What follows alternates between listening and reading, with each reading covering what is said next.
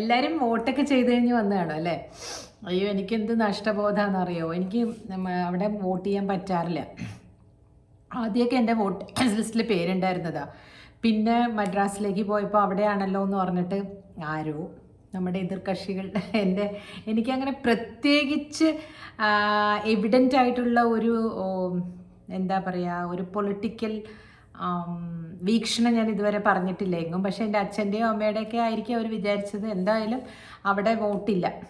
കല്യാണം കഴിച്ച് പോയെടുത്ത് എൻ്റെ പേര് ഇതിനകത്ത് ചേർത്തിട്ടുമില്ല. എന്താ ഇനി പറയണേ,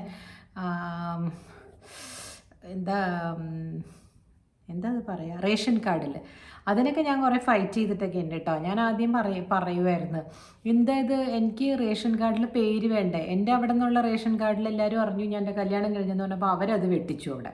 എന്നിട്ട് അത് കൊണ്ടുവന്ന് ഇവിടെ കൊടുത്ത് എന്തൊക്കെയോ ചെയ്യണം എന്നൊക്കെ പറഞ്ഞിട്ട് അത് ആർക്കും ഇൻട്രസ്റ്റ് ഉണ്ടായിരുന്നില്ല. പ്രത്യേകിച്ച് ഇൻലോസിന് ഇൻട്രസ്റ്റ് ഉണ്ടായിരുന്നില്ല. എന്താണെന്ന് അറിയില്ല, അവർക്ക് മരുമക്കളുടെ ആരുടെയും പേരില്ല അവരുടെ വീട്ടിൽ.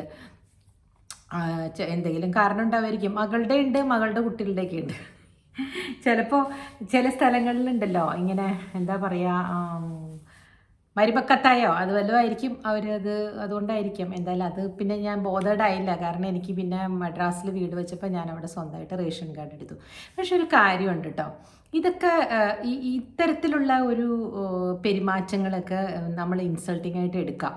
ആൺമക്കളോടുള്ള ഇൻസൾട്ടിങ്, നമ്മളെയല്ല, അവരുടെ മക്കളുടെ ഭാര്യമാരെ അവർക്ക് കൈനീട്ടി സ്വീകരിക്കാൻ ഇഷ്ടമില്ല എന്നുള്ളൊരു എവിഡൻസ് ആയിട്ട് അത് കൂട്ടിയാൽ മതി. അത് പോട്ടെ, അത് പിന്നെ അതൊരു ചർച്ച ഇങ്ങനെ നീണ്ടുകൊണ്ടിരിക്കും. പക്ഷേ ഈ ചർച്ചയ്ക്ക് പിന്നിൽ എനിക്ക് ഒരു ഉദ്ദേശമുണ്ട് എന്ന് പറഞ്ഞാൽ, ഇപ്പം കുറേ നാളുകളായിട്ട് എല്ലാവരും തന്നെ ഒരുപാട് പേര് ഫിനാൻഷ്യലി അത്ര ഇതില്ലാത്തത് കൊണ്ട്, ബോൾഡ് അല്ലാത്തത് കൊണ്ടും ഫിനാൻഷ്യലി അവർക്ക് ഒറ്റയ്ക്ക് ഒരു വീട് തരപ്പെടുത്തി കൂട്ടാൻ പറ്റാത്തത് കൊണ്ടും അച്ഛനമ്മമാരുടെ കൂടെ താമസിക്കുന്ന ആളുകളുണ്ട് കേട്ടോ. അവരുടെ ഭാര്യമാരുടെ അവസ്ഥ ഭയങ്കര ദയനീയമാണ്. ഞാനിപ്പോൾ ഈ ഇൻസ്റ്റഗ്രാമിലും അതിലും ഇതിലൊക്കെ കണ്ടിട്ടാണ് ഞാൻ പറയുന്നത്. ഈശ്വര, നിങ്ങൾ ഇത്രയും ക്രൂരമായിട്ട് പെരുമാറുമോ സ്വന്തം മക്കളുടെ അടുത്ത്, അവരുടെ ഭാര്യമാരുടെ അടുത്തും? ചില ക്രൂരതകളൊക്കെ ഞാൻ ഏറ്റുവാങ്ങിയിട്ടുണ്ട്, എനിക്ക് പറ്റിയിട്ടുണ്ട്. പക്ഷെ അത് ഒരു ബോൾഡായിട്ടുള്ള ഞാൻ അത് ഫേസ് ചെയ്തു എന്നുള്ളതാണ്. ഞാനത് വലിയ എന്താ പറയുക, ഞാൻ പ്രശ്നമൊക്കെ ആക്കിയിട്ടുണ്ട്. പക്ഷെ I could come out of it because ഞാൻ ജോലിക്ക് പോയി.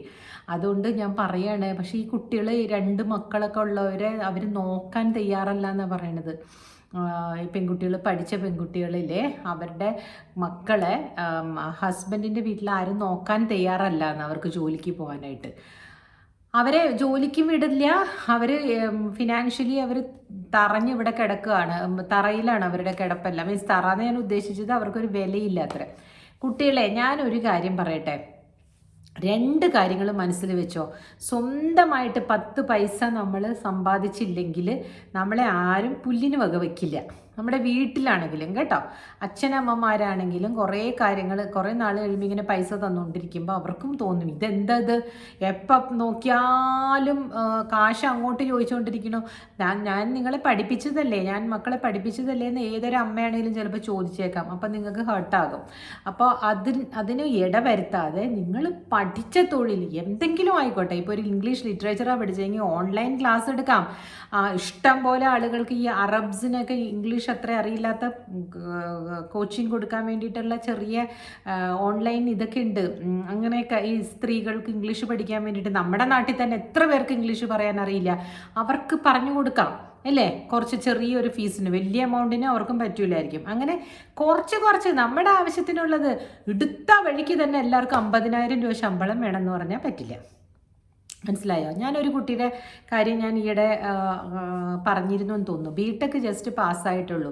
ആ കുട്ടിക്ക് കിട്ടിയ ജോലിക്കൊന്നും പോകാതെയൊക്കെ ഇപ്പോൾ 20-25,000 ഉണ്ടല്ലോ ജോലീസ്, അതെല്ലാം എടുക്കാതെ, ഇല്ല അത് ഭയങ്കര കുറവാണ്, ഒരു 50,000 എങ്കിലും കിട്ടിയാലേ ഞാൻ പോകുള്ളൂ എന്ന് പറഞ്ഞ് വീട്ടിലിരിക്കണോ കുട്ടി. എന്തൊരു മാനസിക ഉണ്ടോ ഇവർക്ക്, എന്തൊരു അവസ്ഥയാണത്. സ്വന്തമായിട്ട് 10 പൈസ ഉണ്ടാക്കി അവർക്ക് ജീവിച്ചൂടെ. Okay, coming to the point. ഞാൻ പറയാൻ വരുന്നത്, ഈ നറേറ്റീവ് ഉണ്ടല്ലോ, അതായത് മകൻ വിവാഹം കഴിച്ചു കൊണ്ടുവരുന്ന പെൺകുട്ടി ഇപ്പം ഞങ്ങളുടെ വീട്ടിൽ ഒരു മോനേ ഉള്ളൂ, ഇവിടെ താമസിക്കണം എന്ന് നിങ്ങൾ പറയാതിരിക്കുക, ശഠിക്കാതിരിക്കുക. ആ മകന് കല്യാണം കഴിക്കാനുള്ള വകുപ്പും പൈസയൊന്നും ഇല്ലെങ്കിൽ കഴിക്കാതിരിക്കുക, അതും ഞാൻ പറയുന്നുണ്ട്. കാരണം സ്വന്തം കാലിൽ നിൽക്കാൻ പറ്റുന്ന ഒരു മകനായിരിക്കണം വിവാഹം കഴിക്കേണ്ടത്. ഇല്ലെങ്കിലുണ്ടല്ലോ ആ വന്ന് കയറുന്ന പെൺകുട്ടി മൂക്കുകൊണ്ട് ക്ഷാ വരയ്ക്കും ഈ അച്ഛനമ്മമാരുടെ മുമ്പിൽ. ആരും നല്ലവന്മാരുമായിട്ടൊന്നും പെരുമാറുന്നില്ല ഇവിടെ. ഒരു പക്ഷേ ആ അച്ഛനും അമ്മയും നല്ലവരാണെന്ന് വിചാരിക്കുക, അവർക്ക് അവരുടെ പൈസ അവർക്ക് അവരുടെ മകന് വേണ്ടിയിട്ട് കൊടുക്കാൻ മടിയില്ലാത്തവരാണെന്ന് ഇരിക്കട്ടെ.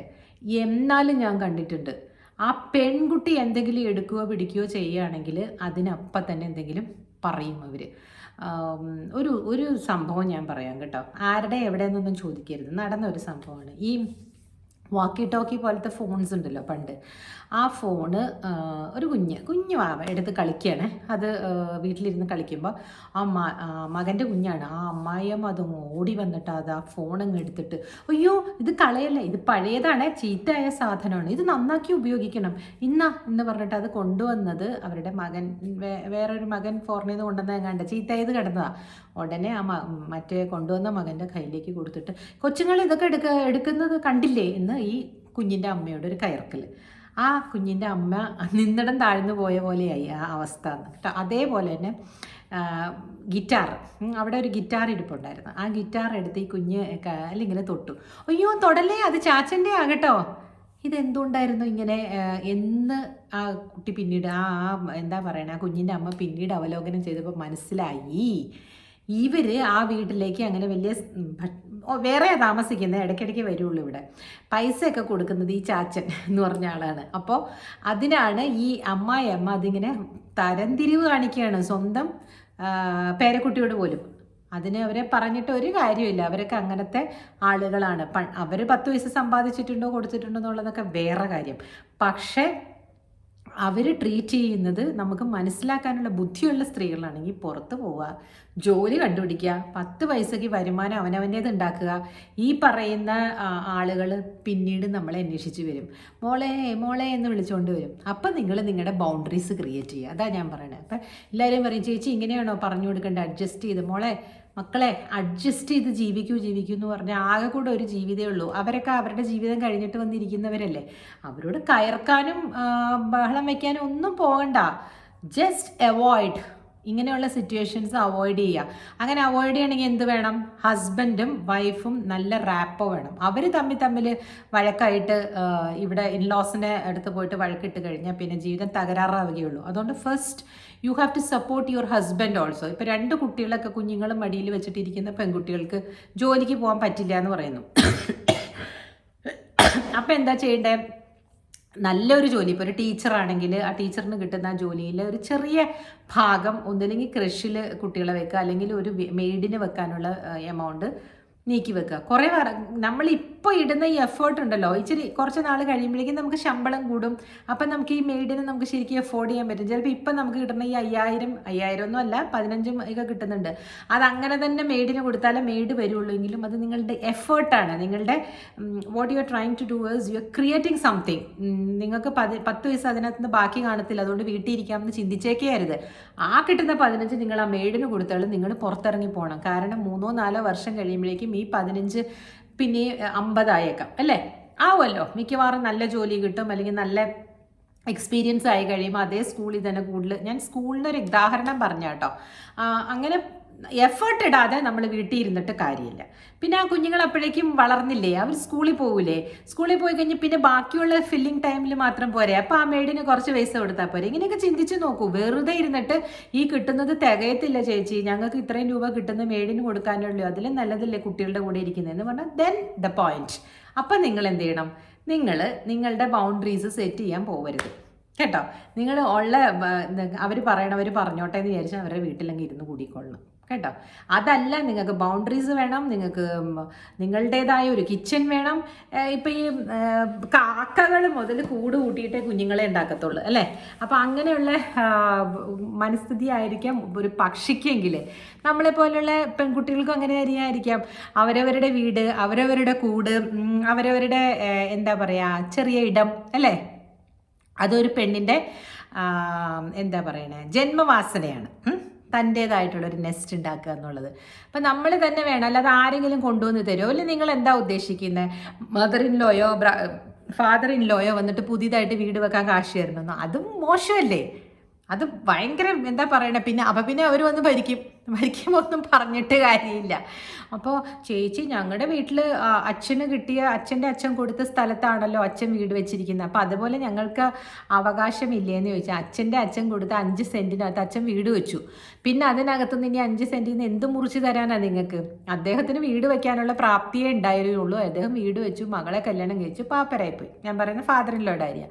അപ്പം നിങ്ങൾ എന്താ ചെയ്യേണ്ടത്? അവിടെ നിന്ന് കിട്ടാൻ വേണ്ടിയിട്ട് അങ്ങനെ നിൽക്കുകയാണോ വേണ്ടേ? അല്ലല്ലോ. നിങ്ങളെ കൊണ്ട് പറ്റുന്ന, അതായത് നിങ്ങളുടെ ഹസ്ബൻഡിന് കിട്ടുന്ന ജോലി കൊണ്ട് just take A home loan, ഒരു ഫ്ലാറ്റ് മേടിക്കൂ, തന്നെ താമസിക്കൂ, കുട്ടികളെ നോക്കൂ. അതല്ല അമ്മായിയമ്മ നോക്കണം, അമ്മായിയച്ഛൻ നോക്കണം എന്ന് വിചാരിച്ചിരുന്ന് കഴിഞ്ഞാൽ ഇങ്ങനെയുള്ള കുഴപ്പങ്ങളൊക്കെ ഉണ്ടാവും. നമ്പർ 2, നിങ്ങൾ എന്താ ചെയ്യേണ്ടതെന്ന് വെച്ച് കഴിഞ്ഞാലേ, നിങ്ങളുടെ ആ സ്വാതന്ത്ര്യം ഉണ്ടല്ലോ. ഇപ്പോൾ ഒരു വീട്ടിലേക്ക്, ഞാൻ കൊച്ചുകുട്ടികളോട് പറയണേ, നിങ്ങൾ വീട്ടിലേക്ക് വരുമ്പോൾ ഒരു 25 വയസ്സായ മരുമകളാണ് നിങ്ങൾ. അപ്പോൾ അമ്മായിയമ്മയ്ക്ക് 50 എന്ന് ഞാൻ പറഞ്ഞില്ലേ, അമ്മായിയച്ഛന് കൂടി വന്ന് 55 കാണുമായിരിക്കും.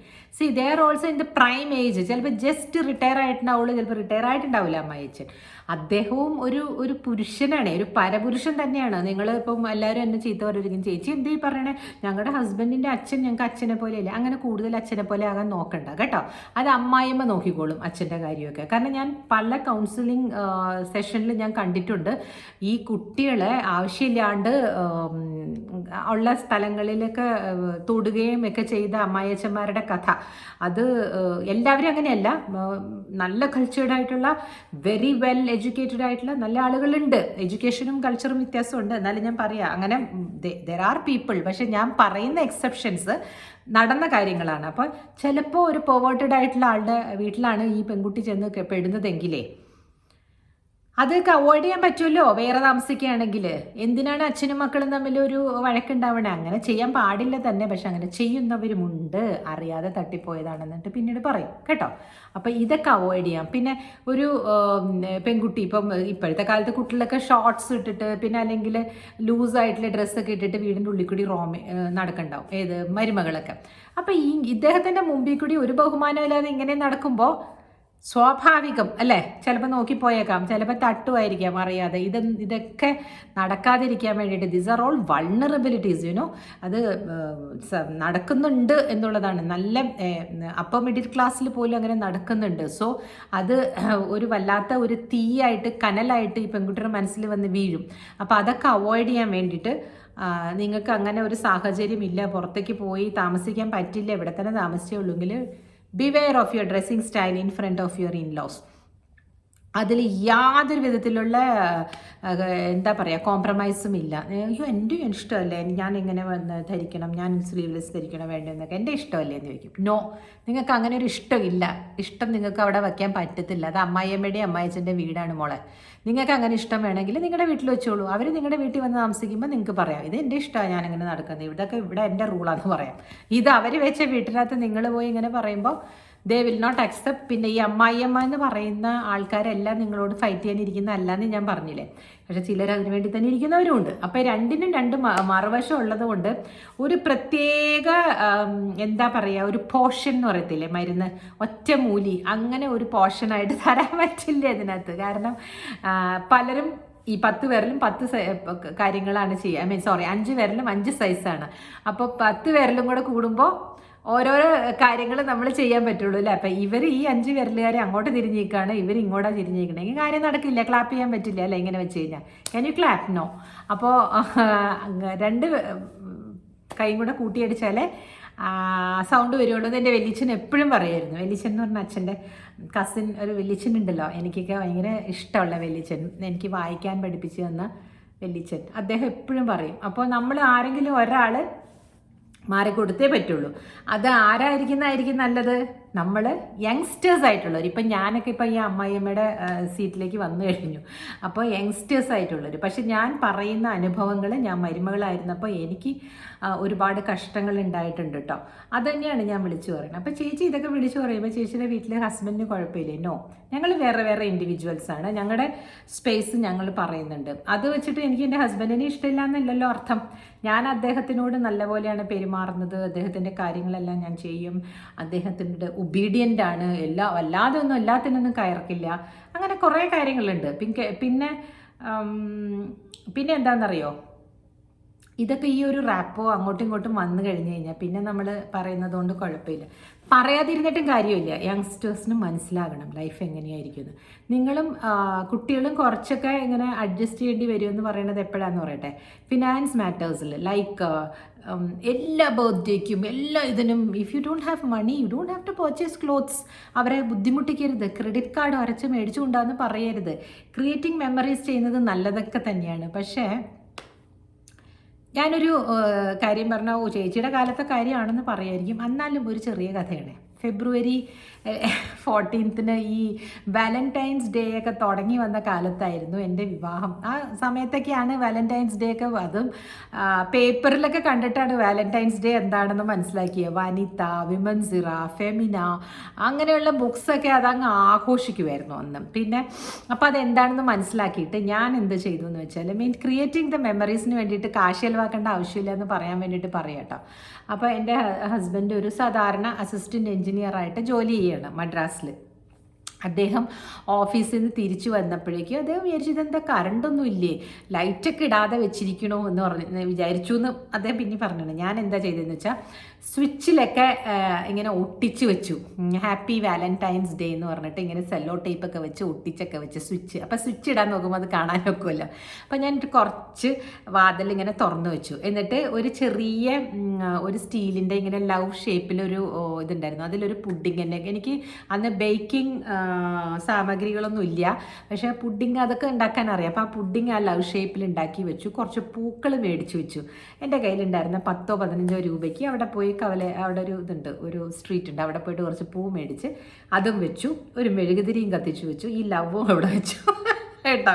എന്നപ്പോൾ ഈ ഹസ്ബൻഡ് ഇങ്ങനെ പതുക്കെ അകത്തേക്ക് വന്നു. ഞാനവിടെ ഒളിച്ച് നിൽക്കുകയാണ്. എവിടെ പോയി എന്ന് പറഞ്ഞിട്ട് വന്നിട്ട് വന്ന് ലൈറ്റ് ഇടണേ. ലൈറ്റ് ഇടുമ്പോൾ അതിലിങ്ങനെ വച്ചിരിക്കുന്നത് എഴുതിയിരിക്കുന്നത് ഹാപ്പി വാലന്റൈൻസ് ഡേ. അപ്പോൾ അദ്ദേഹത്തിന് മനസ്സിലായി. പിന്നെ ഞങ്ങൾ ഈ സാധനം പുഡിങ്ങൊക്കെ കഴിച്ച് ഞങ്ങൾ കഴിച്ചു കേട്ടോ. അതൊരു മെമ്മറിയാണ് ഞങ്ങൾ ക്രിയേറ്റ് ചെയ്തത്. അതിന് ഫോട്ടോ എടുക്കാനായിട്ട് അന്ന് ഞങ്ങൾക്ക് ക്യാമറയൊന്നും ഇല്ലായിരുന്നു. ഇന്നാണെങ്കിൽ നമ്മൾ മെമ്മറി ക്രിയേറ്റ് ചെയ്യാം, റീൽസിന് വേണ്ടിയിട്ട് മെമ്മറി ക്രിയേറ്റ് ചെയ്യുമല്ലോ. അപ്പോൾ അത് കഴിഞ്ഞിട്ട് അദ്ദേഹം പറഞ്ഞു നമുക്ക് എവിടെയെങ്കിലും പോയിട്ട് ഒരു ചെറിയ ഡിന്നറിന് പോകാമെന്ന് പറഞ്ഞു. അപ്പോൾ ശരി എന്ന് പറഞ്ഞു. എനിക്കറിയാം അങ്ങനെ പറയുന്നത്. അപ്പോൾ ഞങ്ങളുടെ മുറ്റത്ത് കാർ കിടക്കുന്നുണ്ടല്ലോ, ആ കാറിൻ്റെ സ്റ്റിയറിങ്ങിൽ ഞാനിങ്ങനെ എഴുതി വെച്ചിരുന്നു ഹാപ്പി വാലന്റൈൻസ് ഡേ. ഇതൊക്കെ ഒരു ചെറിയ ചെറിയ കാര്യങ്ങളാണ്. നിങ്ങൾ പറയും ഇതൊക്കെ കഴിഞ്ഞു പോയി മാഡം, ഇതാണോ ടിപ്സ് എന്ന് പറയും. ഇത് 10-28 വർഷം മുമ്പ് ഞാൻ എന്ന് പറയുന്ന യുവതി എനിക്ക് ക്രിയേറ്റ് ചെയ്ത മെമ്മറീസാണ് ഞാൻ ഷെയർ ചെയ്യുന്നത് കേട്ടോ. അതുപോലെ യങ്സ്റ്റേഴ്സ് വലിയതായിട്ട് ഇപ്പോൾ ഷെയർ ചെയ്യുന്നുണ്ടല്ലോ. ഹസ്ബൻഡിന് ഇഷ്ടമുള്ള വലിയ വലിയ കാര്യങ്ങളൊക്കെ ചെയ്തു കൊടുക്കാൻ ഇപ്പോൾ പൈസയുണ്ട്, സന്ദർഭമുണ്ട്. ആ മെമ്മറീസ് എടുത്ത് സ്റ്റോർ ചെയ്യാൻ വേണ്ടിയിട്ട് നിങ്ങളുടെ ഐഫോൺസോ അല്ലെങ്കിൽ നിങ്ങളുടെ സ്മാർട്ട് ഫോൺസൊക്കെ ഉണ്ട്. അന്ന് നമുക്കില്ലായിരുന്നു. അപ്പോൾ ഒരു എക്സാമ്പിൾ പറഞ്ഞാണ് പൈസ ഇല്ലാതെയും മെമ്മറീസ് ക്രിയേറ്റ് ചെയ്യാമെന്ന് കേട്ടോ. അപ്പോൾ ഈ മെമ്മറീസ് ക്രിയേറ്റ് ചെയ്യുന്നതും അതുപോലെ ഫിനാൻഷ്യൽ എന്താ പറയുക ഡിസിപ്ലിൻ ഉണ്ടാക്കേണ്ടതും എല്ലാം ഈ 25-year-old ഗേൾസും ബോയ്സും അവിടെ മുതൽ തുടങ്ങണം കേട്ടോ. ഞങ്ങൾ ചേച്ചി ഞങ്ങൾക്ക് നല്ലപോലെ അടിച്ചു പൊളിച്ച് ജീവിക്കണം. അടിച്ചു പൊളിച്ച് ജീവിക്കാനായിട്ട് പൈസ ആവശ്യമാണ്. നാളത്തെ പൈസയും കൂടെ നിങ്ങൾ ഇന്ന് മേടിച്ച് അടിച്ചു പൊളിച്ച് ജീവിക്കരുത് ക്രെഡിറ്റ് കാർഡ് വഴി. അതിനെന്ത് ചെയ്യണം? അപ്പോൾ നിങ്ങൾ രണ്ടുപേരും ഇരുന്നിട്ട് നോക്കും, നമുക്ക് 3-ാമത്തെ വർഷമാകുമ്പോൾ അല്ലെങ്കിൽ 5-ാമത്തെ വർഷമാകുമ്പോൾ പാരീസിൽ പോകണം. നമ്മൾ എന്ത് ചെയ്യണം? നമുക്കിപ്പോൾ കിട്ടുന്ന 50,000-ൽ നിന്ന് നമ്മൾ ഇത്ര വെച്ചിട്ട് ഒരു ചെറിയ പാത്രത്തിലിട്ട് വെക്കുമോ, പാത്രത്തിലിട്ട് വെച്ചാൽ എടുത്ത് ഉപയോഗിക്കും. അപ്പോൾ ഏതെങ്കിലും ഒരു ഫണ്ടിൽ കൊണ്ടുവന്നിടുവോ, അങ്ങനെ എന്തെങ്കിലും ഈ ഫിനാൻഷ്യൽ ആൾക്കാരൊക്കെ പറയുന്നുണ്ടല്ലോ, ഗുരൂസ് പറയുന്നുണ്ടല്ലോ, ഏതെങ്കിലും ഒരെണ്ണം അങ്ങനെ ചെയ്യാം. കാരണം നമ്മൾ ക്രെഡിറ്റ് കാർഡിൽ എടുത്തു കഴിയുമ്പോൾ നമ്മൾ എന്തായാലും അതിൻ്റെ മിനിമം ചാർജ് അടയ്ക്കണോ. ഇപ്പോൾ 2-3 ലക്ഷം രൂപ ചിലവാക്കിയിട്ട് വന്നിട്ട് അടയ്ക്കുന്നതിൽ നല്ലതല്ലേ 3 ലക്ഷം രൂപ നമ്മൾ ഇന്ന് മുതൽ സേവ് ചെയ്തിട്ട് പോയിട്ട് അടയ്ക്കേണ്ടത് അല്ലേ. ഇതൊന്നും ഞാൻ പണ്ട് ഇങ്ങനെയൊന്നും ചെയ്തിട്ടില്ല. അതുകൊണ്ട് എനിക്ക് പറ്റിയ തെറ്റുകൾ മാറ്റാൻ വേണ്ടിയാണ് ഞാൻ പറയുന്നത്. പക്ഷെ ഞാനൊരു റെസൊല്യൂഷൻ എന്ന് പറഞ്ഞ സാധനം എടുത്തു കഴിഞ്ഞാൽ പിന്നെ ഞാൻ അതിൽ സ്റ്റിക്ക് ചെയ്യാൻ നോക്കാറുണ്ട് കേട്ടോ. അതുകൊണ്ട് എപ്പോഴും 2024 റെസൊല്യൂഷൻസ് ഒക്കെ ഞാൻ സൂക്ഷിച്ചാണ് എടുക്കാറ്. സൂക്ഷിച്ചെടുക്കുന്ന റെസൊല്യൂഷൻസ് ഞാനത് നോക്കും. അയ്യോ ഇത് ഏത് മാസമാണ്, മെയ് മാസമായില്ലേ, 5 ഇനി എത്ര നാളുണ്ട് നോക്കാൻ, അയ്യോ 7 മന്ത്സ് പറ്റും അങ്ങനെ വിചാരിക്കണം കേട്ടോ. അപ്പോൾ ഇത് കുറച്ച് മുമ്പ് എനിക്കൊരു ഇൻസ്റ്റഗ്രാമിലൊരു മെസ്സേജ് വന്നതിനെ ബേസ് ചെയ്താണ് ഞാനിപ്പോൾ ഈ വീഡിയോ ഇടുന്നത്. കുറച്ച് എൻ്റെ പേഴ്സണൽ എക്സ്പീരിയൻസസും ഉണ്ട്. ചേച്ചി നെഗറ്റീവ് പറഞ്ഞത് മാത്രം നിങ്ങൾ വിചാരിക്കരുത് കേട്ടോ. When you talk openly about people കുറച്ചൊരു നെഗറ്റീവ് കൊനോട്ടേഷൻ വന്നേക്കാം. സോ അതിന് സോറി. ബട്ട് ഇത് നിങ്ങളെല്ലാം ഹെൽപ്പ് ചെയ്യുമെന്ന് വിചാരിച്ചിട്ട് തന്നെയാണ് ഞാൻ പറയുന്നത്, ഒരു ഫാമിലി സീരീസ് പോലെ. ബിക്കോസ് ഇതൊക്കെ ഈ ചെറിയ ചെറിയ കാര്യങ്ങളാണ് വലുതായിട്ട് നമുക്കൊരു വലിയ സ്കാറായിട്ട് വരുന്നത്. അതില്ലാതിരിക്കാൻ വേണ്ടിയിട്ട് start from the beginning it self, set your boundaries sweetly. Okay, finance ആണ് കേട്ടോ എല്ലാവരും ആദ്യം തന്നെ ഉറപ്പിക്കേണ്ടത്. ബൗണ്ടറീസ് സെറ്റ് ചെയ്യാൻ പറ്റാത്തത് ഫിനാൻസസ് ശരിയില്ലാത്തത് കൊണ്ടാണ്. എനിവേ, നമ്മൾ വിചാരിച്ചാൽ സാധിക്കാത്തതായിട്ട് ഒന്നുമില്ല, എല്ലാം നടക്കും. ഇറ്റ്സ് ഓൾ ഹിയർ ആറ്റിറ്റ്യൂഡ് കേട്ടോ. Okay, cheers. അപ്പോൾ എൻ്റെ നേരത്തെ ഞാനൊരു മാർക്കറ്റിംഗ് വീഡിയോ ഇട്ടില്ലേ, അതിൽ 10-15 പേരെയൊക്കെ കിട്ടിയിട്ടോ അതിനകത്തുനിന്ന്. അപ്പോൾ കൂടുന്നുണ്ട് എനിക്ക് അങ്ങനെ. അപ്പോൾ എനിക്ക് ഇടയ്ക്ക് മാർക്കറ്റിംഗ് വീഡിയോസ് ഇടണം എന്ന് തോന്നുന്നു അല്ലേ. അയ്യോ എൻ്റെ വൈറ്റി ഒന്ന് സബ്സ്ക്രൈബ് ചെയ്യൂ എന്ന് പറഞ്ഞിട്ട്. അപ്പോൾ താങ്ക് യു. എനിക്ക് സ്ഥിരമായിട്ട് ലിസൺ ചെയ്യുന്ന ആൾക്കാരെ കൂടെ എല്ലാം എനിക്ക് നന്ദിയുണ്ട് കേട്ടോ. It is almost nearing 3K ആകുന്നുണ്ട് എൻ്റെ സബ്സ്ക്രൈബേഴ്സ്. I am happy with whatever I am having. Okay, thank you. Bye. നാളെ വരാം കേട്ടോ.